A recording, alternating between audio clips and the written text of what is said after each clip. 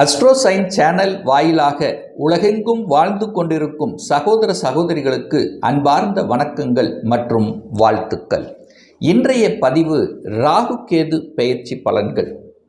பொதுவாக இந்த ராகு கேதுக்கள் அப்படின்னா நிழல் கிரகம், சாயா கிரகங்கள், சர்ப்ப கிரகங்கள் என்று சொல்லுவோம்.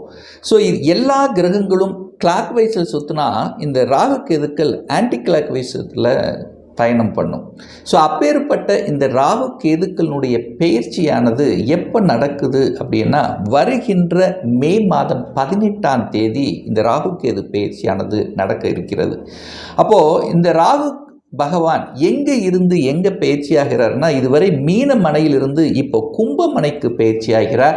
அதே போல கேது பகவான் இதுவரை கன்னியிலிருந்து இப்போ சிம்ம மனைக்கு பயிற்சி ஆகிறார்.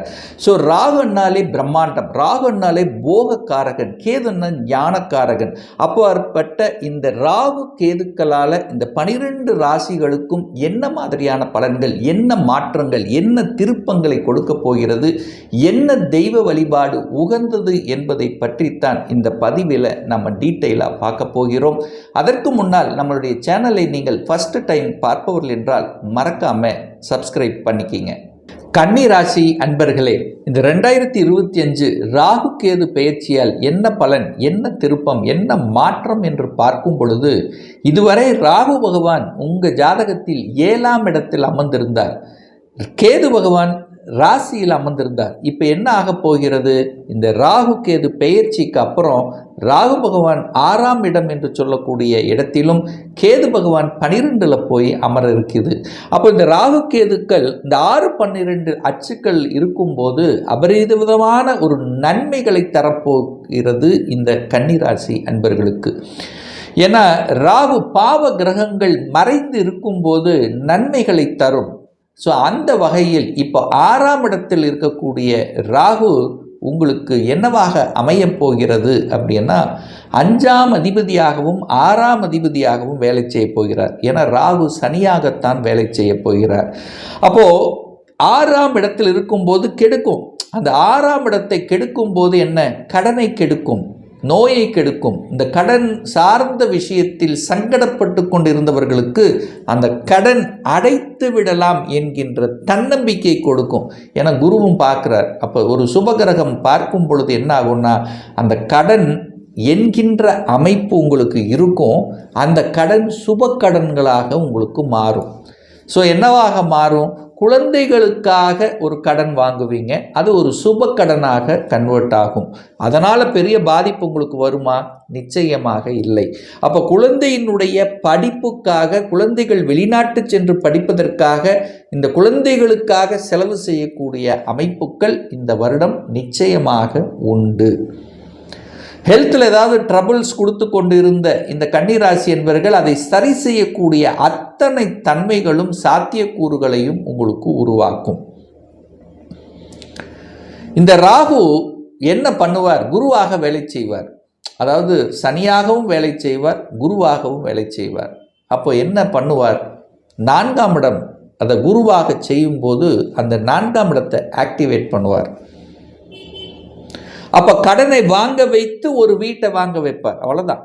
கடன் வாங்கி ஒரு புதிய வீடு, உங்களுக்கு பிடித்த ஆசைப்பட்ட ஒரு வாகனம், ஸோ வீடு, வண்டி, வாகனம் வாங்கக்கூடிய யோகத்தை தரக்கூடிய ஒரு ராகு கேது பயிற்சியாக அமையும். அதுவும் பிரம்மாண்டமாக வாங்குவீங்க, பெரிதாக வாங்கணும் அப்படிங்கிற எண்ணங்களை நிச்சயமாக கொடுக்கும். இந்த ராகு பகவான் சனியாக வேலை செய்யும்போது, சார் ராகு 6ல் இருக்காரே, அப்போ எதிர்ப்புகளை கெடுக்கும். எதிர்ப்பு, நிறைய எதிர்ப்புகள், பகைகள், ஏதோ ஒரு வகையில் சிக்கிட்டு இருந்தவங்கள அந்த எதிர்ப்பை கொடுத்தவர்கள் இப்போ நண்பர்களாக மாறக்கூடிய தன்மை, அல்லது அந்த எதிர்ப்பின் மூலமாகவே நீங்கள் உயர்வடையக்கூடிய தன்மை. ஒரு போட்டி பொறாமை இருக்கும் பார்த்தீங்களா?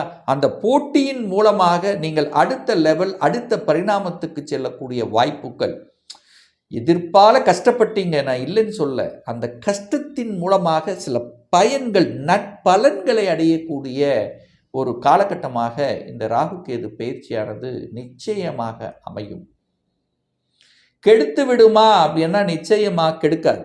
நல்லா புரிஞ்சுங்க. கெடுத்து விடுமான்னா நிச்சயமாக கெடுக்காது. அப்போ 6ஆம் இடத்தை குரு பார்க்குறார். அப்போ வேலை உண்டா? வேலை உண்டு. வேலை மாறுதல், வேலை மாற்றங்கள், ஸோ இதெல்லாமே நிச்சயமாக நடக்கும். இந்த ராகு கேது பெயர்ச்சியும் அதாவது முதல்ல குரு பயிற்சி, அப்புறம் ராகு கேது பயிற்சி. ஸோ இந்த 2 பயிற்சி, ஏற்கனவே சனி பயிற்சி நடந்து முடிஞ்சு விட்டது. ஸோ இந்த மே மாதத்திலிருந்தே மாற்றங்களை நீங்கள் எதிர்பார்க்கலாம். ஸோ வேலையில் பிடிக்கல சார், ஒரு வேறு வேலை மாறலாமன்ட்டு இருக்கிற, மாறிக்கலாம். அந்த மாற்றங்கள் நல்ல மாற்றங்களாக அமையும். நல்லா படிச்சிருக்கிறேன் சார், ஏதோ ஒரு வேலையில் இருக்கிற, அது படித்ததுக்கான ஒரு ஊதியம் கிடைக்கலன்னா இப்போ அந்த மாறுவீங்க, நல்ல வேலை கிடைக்கும். படித்த படிப்புக்குண்டான வேலை கிடைக்கக்கூடிய அமைப்பு. கடந்த சில வருடங்களாக ஒரு ரெகனைசேஷன் இல்லாத தன்மையில் இருந்தவர்கள் இப்போ ஒரு நல்ல ரெகனைசேஷன் கிடைக்கும். உங்களை மேலதிகாரிகள் புரிந்து கொள்வார்கள். நல்ல உழைப்பீங்க. என்ன பொறுப்பை கொடுத்தாலும் அந்த பொறுப்பை சிறம்பட செய்யக்கூடிய அந்த ஆற்றல், வல்லமை நிச்சயமாக இந்த கன்னிக்கு உண்டு அப்படின்னு தான் நான் சொல்லுவேன். நிறைய பேருக்கு பார்த்தீங்கன்னா இந்த கன்னிராசி என்பவர்கள் திருமணம் சார்ந்த சுப காரியங்கள் சார்ந்த அத்தனை விஷயங்களும் நடக்கும். சுப காரியங்கள் என்ன? திருமணம் நடக்கலாம், இல்லை வேற ஒரு வீடு கட்டி வீட்டுக்கு புனியர்ஜனம், இந்த மாதிரி சுப காரியங்கள் நடக்கலாம்.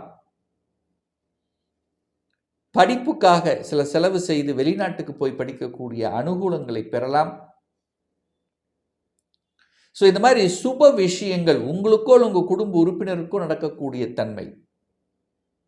வளைகாப்பு நடத்தலாம். குழந்தை பாக்கியம் கிடைக்கக்கூடிய தன்மைகளை கொடுக்கக்கூடிய ஒரு தன்மையாக இருக்கும். ஏன்னா குரு ராகுவை பார்த்துடுறாருல்லவா, அப்போது நிறைய பேர்த்துக்கு போன வருடங்கள் நிறைய செலவு செஞ்சேன் சார், நிறைய ட்ரீட்மெண்ட் எடுத்தோம் சார், ஆனால் குழந்தை பாக்கியம் கிடைக்கல சார் என்று செலவு செய்து ஆதங்கப்பட்டு கொண்டு இருக்கக்கூடிய இந்த கன்னி ராசி அன்பர்களுக்கு இந்த ராகு கேது பெயர்ச்சிக்கு அப்புறம் செயற்கை முறையில் கருவூட்டல் அப்படிங்கிற தன்மையில் குழந்தை பாக்கியம் கிடைத்து அதன் மூலமாக மகிழ்ச்சியும் சந்தோஷத்தை அடையக்கூடிய தன்மை இந்த ராகு கேது பெயர்ச்சினால் நிச்சயமாக உண்டு. குடும்பத்துக்கு ஒரு நபர் வருவாங்க, புதிய உறவு ஒன்று கிடைக்கப் போகிறது. குழந்தை பாக்கியம் கிடைச்ச ஒரு புதிய உறவு வருதில்ல, அந்த உறவுனால எவ்வளோ ஒரு சந்தோஷம், மனமகிழ்ச்சி, சந்தோஷம். திருமணம் நடக்க போகுது, திருமணம் நடந்த ஒரு புதிய உறவு உங்களுக்கு கிடைக்கப் போகிறது. ஒரு சொந்தம் உங்களுக்கு கிடைக்க போகுது, எவ்வளோ ஒரு சந்தோஷம். இந்த மாதிரி புதிய உறவுகள் உங்களுக்கு வரக்கூடிய அத்தனை சாத்தியக்கூறுகளும் இருக்கும். நல்ல நண்பர்கள் கிடைப்பாங்க, நல்ல உறவு, நல்ல நட்பு உங்களுக்கு கிடைக்கக்கூடிய அமைப்பு நிச்சயமாக உண்டு அப்படின்னு நான் சொல்லுவேன். இதுவரைக்கும் உங்க ராசியிலே கேது உட்கார்ந்து சில குழப்பங்களை கொடுத்து கொண்டிருந்தது. இதை செய்யலாமா, அதை செய்யலாமா, அதை பண்ணலாமா, இதை பண்ணலாமா, ஒரு தெளிவு இல்லாத சில தன்மைகளை கொடுத்து கொண்டிருந்த உங்களுக்கு இப்போ கேது விலகிவிட்டார். உங்க ராசியிலிருந்து கேது விலகியாச்சு. அப்போ தெளிவு பிறக்கப் போகிறது, தெளிவாக இருக்க போகிறீர்கள். உங்க மனம், எண்ணம், செயல், சிந்தனைகள் சிறப்பு பெறக்கூடிய அமைப்பு, தன்னம்பிக்கை கிடைக்கும். ஒரு மனிதனுக்கு மிக முக்கியமான தன்னம்பிக்கை, அந்த தன்னம்பிக்கை இருக்கும். அந்த தன்னம்பிக்கை இருந்தாலே எதையும் சாதிக்கலாம் என்கின்ற உத்வேகத்தை தரும் அல்லவா, அது கிடைக்கப் பெறுகிறது. நிறைய கன்னிராசி என்பவர்களுக்கு இந்த ராகு கேது பெயர்ச்சிக்கு அப்புறம் வெளிநாட்டுக்கு போய் வேலை பார்க்கக்கூடிய அமைப்புங்கிறது இருக்கு. ஏன்னா ராகு கேது அச்சுக்கள் 6-12 இருக்கிறதுனால, இந்த ராகு கேதுங்கிறது பாம்பு கிரகம்ங்கிறதுனால, பாம்பு ஒரு இடத்தில் சும்மா நிற்காது, ஓடிக்கொண்டே இருக்குங்கிறதுனால நீங்கள் ஓடிக்கொண்டே இருப்பீர்கள். எங்கே ஊரை விட்டு வெளியே ஓடுவீங்க, எங்கே? வேலைக்காக. அப்போது உங்கள் டிஸ்ட்ரிக்டை விட்டு அதர் டிஸ்ட்ரிக்டு போவீங்க, அல்லது அதர் ஸ்டேட்டுக்கு போவீங்க, அல்லது வெளிநாட்டுக்கு போவீங்க. ஸோ இப்படி போகக்கூடிய அமைப்பு என்பது இந்த கன்னிராசினருக்கு உண்டு. நிறைய கன்னிராசி என்பவர்கள் வெளிநாட்டு தொடர்புகளை கொடுக்கும். ஒரு லிங்க் கிடைக்கும். ஒரு ஜென்ரலாக ஒரு இம்போர்ட் எக்ஸ்போர்ட் சார்ந்த துறையில் இருக்கின்றவர்களுக்கு புதிய நண்பர்கள், புதிய ஒப்பந்தங்கள் கிடைக்கக்கூடிய அமைப்புகள், கடல் கடந்து செல்லக்கூடிய அமைப்புகள். ஸோ இதெல்லாமே, அதாவது வெளிநாடு, வெளிமாநிலம், அந்நிய தேசியம், அந்நிய மக்கள், ஸோ இவர்களின் மூலமாக சில நற்பண்களை கொடுக்கக்கூடிய ஒரு வருடமாக இந்த ராகு கேது பெயர்ச்சிக்கு அப்புறம் நிச்சயமாக உண்டு. அனைத்து விதமான மாற்றங்களை எதிர்பார்க்கலாம். ஊர் மாற்றம், உத்தியோக மாற்றம், இடம் மாற்றம், இப்படி மாற்றங்களை எதிர்பார்க்கக்கூடிய ஒரு வருடமாக அமையும். ராகு கேதுக்கள் நல்லது.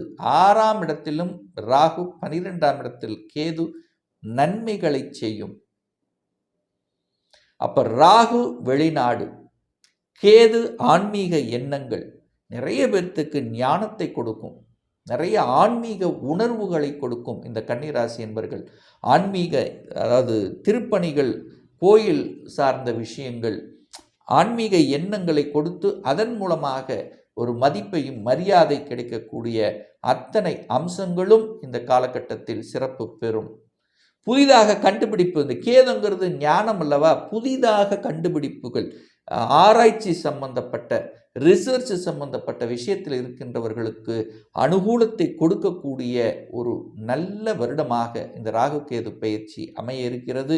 ஸோ நல்ல மாற்றங்கள், நல்ல திருப்பு முனைகள், ஒரு சிலருக்கு திடீர் லக் கிடைக்கக்கூடிய அமைப்புகள், விபரீத ராஜயோகம் அப்படின்னு சொல்லுவோம் பார்த்தீங்களா, எதிர்பாராத சில சமயங்களில் சில நன்மைகள் இந்த ராகு கேதுக்கால் பிரம்மாண்டமாக கிடைக்கக்கூடிய அமைப்புகள், இதெல்லாமே சிறப்பு பெறக்கூடிய ஒரு வருடமாக இந்த கன்னிக்கு அமையுங்கிறதுல எந்தவித மாற்று கருத்தும் கிடையாது.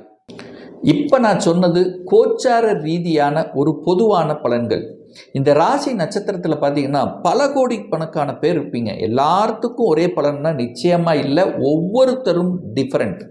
உங்கள் ஜாதகத்தில் ராகு எப்படி இருக்கிறார் அப்படின்னு பாருங்கள். ராகு சுபர்களோடு சேர்ந்திருக்காரா அல்லது எந்த வீட்டில் இருக்கிறாரா, அந்த வீட்டின் அதிபதி ஆட்சியாகவும் உச்சமாக இருக்கிறாரா, அல்லது ராகுவோட சனி செவ்வாய் இணைவு பெற்றிருக்காரா, இதை பொறுத்து அதனுடைய பலன்கள் நிச்சயமாக மாறுபடும். இப்ப கும்பத்தில் ராகு வந்து அமரப்போகிறார். அப்போ உங்க ஜாதகத்தில் கும்பத்தில் ஏதாவது ஒரு கிரகம் இருக்கான்னு பாருங்க. இல்லை அப்படின்னா பெரிய இம்பேக்ட் இல்லை, இருக்குதுன்னா அது எந்த கிரகம் ஒரு இம்பேக்ட் இருக்குன்னு அர்த்தம். ஒரு துல்லிய பலன் வேணும் அப்படின்னா உங்கள் ஜாதகத்தில் கிரகங்கள் எப்படி இருக்கு, என்ன ஆதிபத்தியம் பெற்றிருக்கு, ராகு எங்கே இருக்கார், சுப கிரகங்கள் எங்கே இருக்கு, எந்த டிகிரியில் ஒவ்வொரு கிரகங்கள் இருக்கு, இப்போ நடப்பு தசா புத்தி அந்தரம் சூட்சமம் வாயிலாக நீங்கள் கேட்கக்கூடிய எந்த கேள்வியாக இருந்தாலும் இந்த 2025 சொந்த தொழில் செய்வதற்கான கொடுப்பினை நம்மளுடைய ஜாதகத்தில் இருக்கா, அப்படி இருக்கக்கூடிய பட்சத்தில் எப்போ நம்ம சொந்த தொழிலை ஆரம்பிக்கலாம், என்ன கோர்ஸ் படிப்பதற்கான விதி கொடுப்பினை நம்முடைய ஜாதகத்தில் இருக்கு, அப்போ எந்த கோர்ஸ் எடுத்து படித்தா நம்முடைய ஃபியூச்சர் நன்றாக இருக்கும், இன்னும் திருமணம் நடக்கலை, எப்போதான் நமக்கு திருமணம் நடக்கும், எப்போ நமக்கு குழந்தை பாக்கியம் கிடைக்கும், எப்போ எனக்கு ப்ரமோஷன் கிடைக்கும், இது போன்ற கேள்விகளுக்கு துல்லியமான பதிலை நம்மால் கூற முடியும். ஒரு பர்சனல் கன்சல்டேஷன் எடுத்துக்கணும், ஒரு சுய ஜாதகம் பார்க்கணும் என்று விருப்பப்படக்கூடிய அன்பர்கள் டிஸ்பிளே தெரியக்கூடிய நம்பருக்கு வாட்ஸ்அப் மூலியமாகவோ ஃபோன் கால் மூலியமாகவோ தொடர்பு கொண்டு நேரடியாகவோ அல்லது ஆன்லைன் மூலமாகவோ கன்சல்டேஷன் எடுத்துக்கலாம். நம்முடைய ஆஃபீஸ் ஆனது கோயம்புத்தூரில் அமைந்துள்ளது. அதாவது கோயம்புத்தூரிலிருந்து மேட்டுப்பாளையம் செல்லும் வழியில் வெள்ளக்கிணர் பிரிவு அருகில், அதாவது அன்னபூர்ண ஹோட்டலுக்கு அருகில் அமைந்துள்ளது.